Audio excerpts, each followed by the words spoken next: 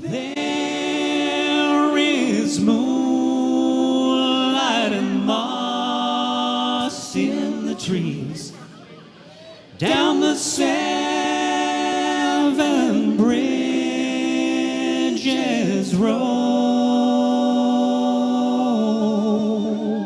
I used to love it when I would listen to something like Mark and Brian in the morning on KLOS, and bands or parts of bands, big rock bands, would come in, and this is 6:30, 7 o'clock in the morning, and they've got 1 or 2 acoustic guitars, and they're barely awake, but they're rocking because they're digging into those acoustic guitars. And I, for one, have always wanted to do that, and we get a chance to do that with this music in these acoustic shows.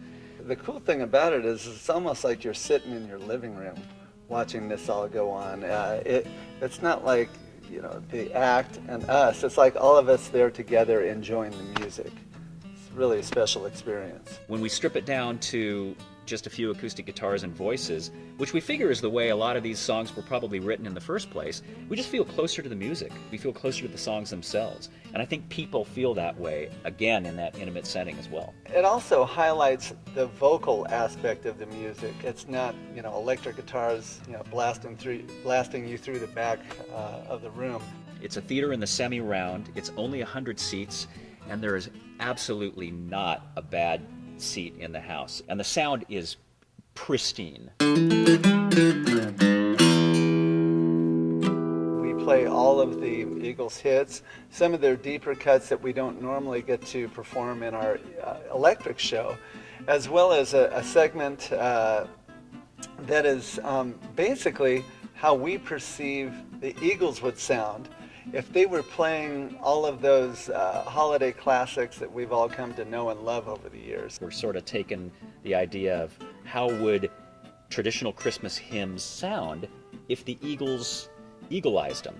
So you kind of get a wonderful mashup of the two, and we think it's pretty clever. Yes, yeah. This music isn't going to die. It's going to live on, and that's reflected in our audience. You might see, you know, some young teenagers there, and people all the way up well into their 70s. The unique thing about the Eagles is that they had 4 unique lead singer quality voices. And when those 4 voices came together, there was just nothing like it. It was a thrilling thing to hear. Myself, having been born in the mid-'80s, Jim has had to tell me a lot about what that era was like. Performing the songs this way is the closest that we get to the way it is when we're warming up backstage. We never sound better to ourselves than we are when we're backstage singing 7 Bridges Road in a circle. Okay, this feels so good back here. How do we take this to the audience?